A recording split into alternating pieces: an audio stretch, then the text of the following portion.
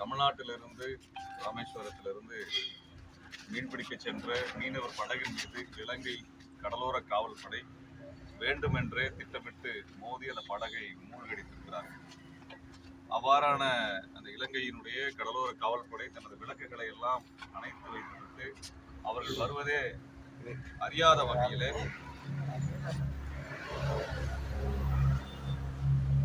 இலங்கையினுடைய கடலோர காவல்படை விளக்குகளை எல்லாம் அணைத்து விட்டு இருளிலே யாரும் அறியாத வகையில் மீனவர்களுக்கு தெரியாத வகையில மீனவர் படகை மோதி அந்த படகை மூழ்கடிக்க செய்து இன்றைக்கு அந்த படகுல பயணம் செய்த 2 மீனவர்கள் ஒருவர் உயிரிழந்திருக்கிறார். இன்னொருவர் நிலை என்னவென்று இதுவரை தெரியவில்லை. மலைச்சாமி என்கின்ற மீனவ தொழிலாளி உயிரிழந்திருக்கிறார். ராமச்சந்திரன் என்கின்ற மீனவர் தொழிலாளியினுடைய நிலை இதுவரை என்னவென்று தெரியவில்லை. 4 நாட்களாக 2 நாட்டு கடலோர காவல்படையும் தேடுகின்றோம், ஆனால் இதுவரை அவரை பற்றி செய்தி இல்லை என்று தகவல் சொல்லியிருக்கிறார்கள். இப்படிப்பட்ட நிலையில் அங்கே மலைச்சாமி அவர்களுடைய உடல் பிணக்கூறாய்வு இலங்கையில் நடத்தப்பட்டு இங்கே அவரது உடல் ராமேஸ்வரத்தில் புதைக்கப்பட்டிருக்கிறது. ஏற்கனவே 2021 கோட்டை பட்டணத்திலிருந்து சென்ற மீனவர் ராஜ்கிரண் இதே போன்ற முறையில் இலங்கையினுடைய கடலோர காவல்படையினுடைய படகு மோதி அவர் பிறகு அந்த இலங்கையினுடைய கடற்படையினால் பிடிபட்டு சித்திரவதை செய்யப்பட்டு படுகொலை செய்யப்பட்டார். சமயத்தும் இதே போல அவரது உடல் பிணக்கூறாய்வு இலங்கையில் நடத்தப்பட்டு இங்கே கோட்டை பட்டணத்தில் அவசரமாக புதைக்கப்பட்டது. அவரது முகம் கூட காட்டப்படவில்லை. அப்பொழுது வழக்கு நடத்தி மதுரை உயர்நீதிமன்றத்தினுடைய வழிகாட்டுதலின் அடிப்படையில் உடல் பிணக்கூறாய்வை நடத்தினார். ஆனால் கொலைக்கான அவர் இறந்ததற்கான காரணம் என்ன என்று சந்தேகத்திற்கிடமான வகையில் உள்ளது என்றோ அல்லது கொலை தமிழ்நாடு காவல்துறை தவிர்த்தது. இன்றைக்கும் இதே நிலையிலே தமிழ்நாடு காவல்துறை இந்த மலைச்சாமி அவர்களுடைய உடலை பிணக்கூறாய்வு செய்யாமல் அவரது உடலை புதைத்திருக்கிறார்கள். ஆனால் எந்த வழக்கையும் இதுவரை பதிவு செய்யவில்லை. தமிழ்நாடு காவல்துறை இந்த மீனவர் எப்படி இறந்தார் என்பதற்கான விளக்கத்தை கொடுக்க அவர்களுக்கான கடமை இருக்கிறது. அவரது என்பதை நமது காவல் குஜராத்திலே மீனவன் கொலை செய்யப்பட்ட போது வழக்கை பாகிஸ்தானுடைய கப்பல் படையின் மீது வழக்கை பதிவு செய்திருக்கிறார். ஆனால் இலங்கையினுடைய கப்பல் படையின் மீது தமிழ்நாடு காவல்துறை ஏன் பதிவு செய்ய மறுக்கிறது என்கின்ற கேள்வி எழுப்ப விரும்புகின்றோம். தமிழ்நாட்டு காவல்துறைக்கு இலங்கையினுடைய கப்பல் படையை பார்த்து என்ன பயம், இலங்கை அரசை பார்த்து என்ன பயம், இருவருக்கும் என்ன உறவு இருக்கிறது என்பதை சமயத்தில் எழுப்ப விரும்புகிறோம். தமிழ்நாட்டிலுடைய ஆளுகின்ற கட்சிகளாக இருக்கக்கூடிய அதிமுகவும் அவருடைய காலத்தில் நடந்த படுகொலைக்கு வழக்கை பதிவு செய்யவில்லை. இப்பொழுது வந்திருக்கக்கூடிய சமூக நீதி அரசு என்று சொல்லப்படுகின்ற திராவிட முன்னேற்ற கழக அரசும் இந்த வழக்கை பதிவு செய்யவில்லை.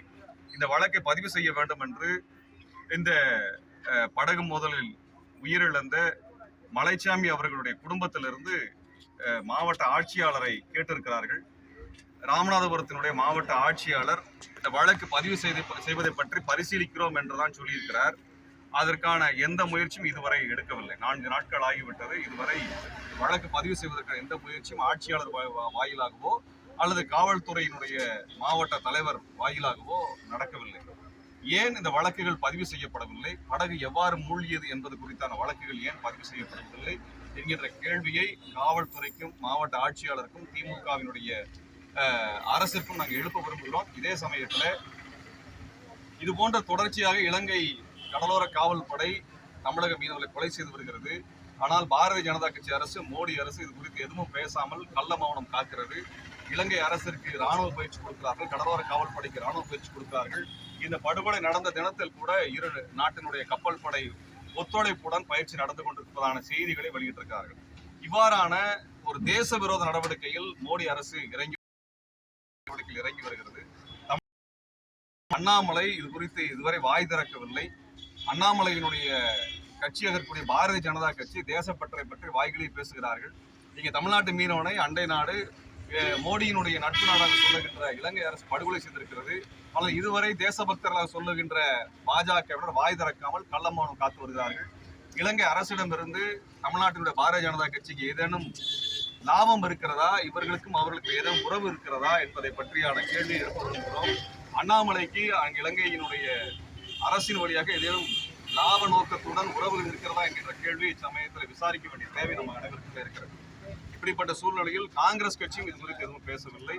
இந்தியாவில் இருக்கக்கூடிய பல்வேறு அநியாயங்களை பற்றி பேசுகின்ற ராகுல் காந்தி அவர்களும் இந்த மரணம் குறித்து, இந்த கொலை குறித்து இதுவரை வாய் திறக்கவில்லை. ஆக தமிழ்நாட்டில் இருக்கக்கூடிய பிரதான கட்சிகள், இன்னும் சொல்ல வேண்டுமென்றால் எதிர்க்கட்சியாக இருக்கக்கூடிய அதிமுக இது குறித்து இதுவரை பேசவில்லை. இந்த மக்களை வந்து சந்திக்கவில்லை. மக்களிடத்தில் ஓட்டு கேட்டு வாக்கு கேட்டு வந்த இந்த கட்சிகள் பேசவில்லை. தமிழர்களுக்கு நாங்கள் தான் ஒரே கட்சி என்று சொல்லுகின்ற வாய்ஸோடால் பேசுகின்ற நாம் தமிழர் கட்சியும் அதனுடைய தலைவர் சீமானும் இது குறித்து இந்த மக்களை சந்திக்கவோ அதற்கான போராட்டத்தை அறிவிக்கவோ வரவில்லை.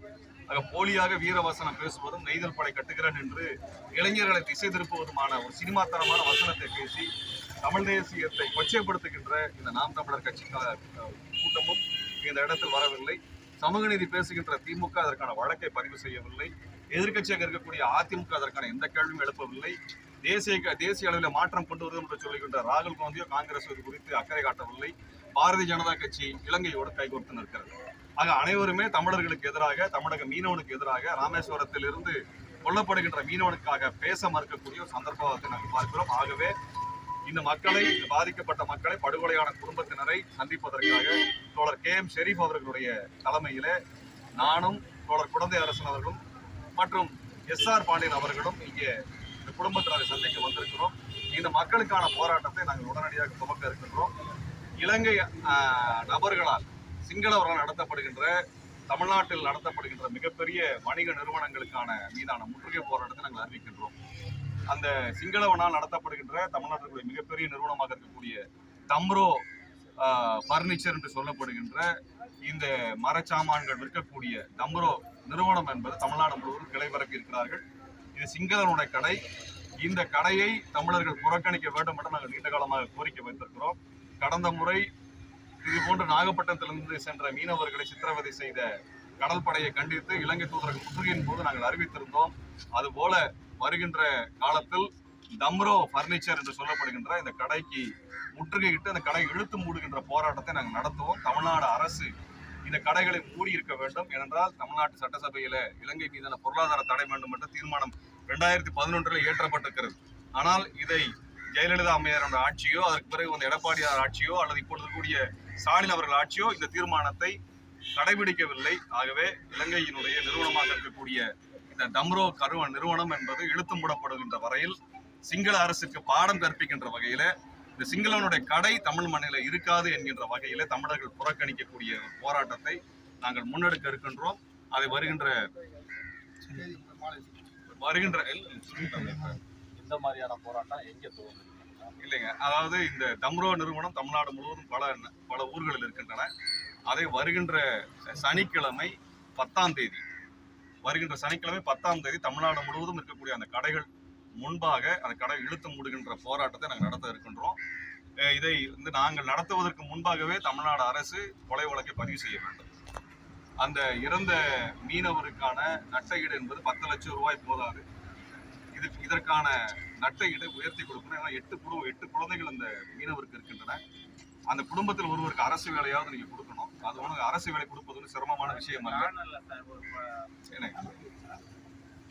அந்த இறந்த மீனவருடைய குடும்பத்தில் ஒருவருக்கு நீங்க அரசு வேலை கொடுங்க. இந்த நட்டஈடு 10 லட்சம் ரூபாய் கொடுத்து எந்த வகையிலும் போதுமானதல்ல. இந்திய அரசினுடைய போதாமையினால், கவனக்குறைவினால் அல்லது அக்கறையின்மையினால், தமிழர் விரோதத்தால் இந்த படுகொலை நடந்திருக்கிறது. தமிழ்நாடு அரசும் ராஜ்கிரண் மரணத்தின் பொழுதே கொலை வழக்கை பதிவு செய்திருந்தால் இது நடந்திருக்காது. ஆகவே தமிழ்நாடு அரசு இதற்கான நட்டஈட்டு உயர்த்தி தரணும். அது மட்டுமல்ல, இப்பொழுது இதுவரை என்ன நிலை என்று தெரியாத ராமச்சந்திரன் அவருடைய குடும்பமும் மிக மோசமான வரி நிலையில் இருக்கிறது. 2 பேரும் மீனவ தொழிலாளர்கள். இவர்களது குடும்பத்திற்கான வேலை, குடும்பத்தில் ஒருவருக்கு அரசு வேலையாவது அரசு உறுதி செய்ய வேண்டும். அவரது ராமச்சந்திரன் நிலை என்ன என்று தெரிகின்ற வரை அந்த குடும்பத்திற்கு உடனடியாக ஏற்கனவே நீங்கள் மலைச்சாமியார் குடும்பத்திற்கு என்ன கொடுத்தீர்களோ அந்த நட்டையீடான 10 லட்சம் ரூபாய் உடனடியாக வழங்க வேண்டும் என்று கேட்டுக்கொள்கிறோம். என்றால் உங்க அரசோட கையாளாகத்தனத்தில் அந்த எல்லாம் இறந்திருக்கிறாங்க. இல்லைன்னா அந்த குடும்பத்தை அவர் காப்பாற்றிருப்பாரு, அந்த குடும்பத்துக்கு கஞ்சி ஊற்றிருப்பாரு. உங்க அரசினுடைய கையாளாகத்தனம், வழக்கு போட முடியாத கோடைத்தன்மை, வழக்கு போடுவதற்காக நீங்கள் அஞ்சுகின்ற பின்வாங்குகின்ற தன்மை, இலங்கை அரசுக்காக பயப்படுகின்ற இந்திய அரசினுடைய தன்மை, தமிழ்நாட்டு காவல்துறையினுடைய செயலற்ற தன்மை, ராமநாதபுரம் மாவட்ட ஆட்சியாளர்களுடைய செயலற்ற தன்மை தான் இதற்கு காரணமாக இருக்கிறது. ஆக உடனடியாக நட்டஈடை வழங்குங்கள். எங்களது போராட்டம் வருகின்ற 10ஆம் தேதி துவங்குகிறது. இனி எத்தனை காலம் அது தொடரும் என்பதை எங்களால் உறுதியாக சொல்ல முடியாது. ஆனால் கோரிக்கை நிறைவேறுகின்ற வகையில் தொடர்ச்சியான போராட்டத்தை நடத்த இருக்கின்றோம் என்பதை நாங்கள் சொல்லிக் கொள்வோம்.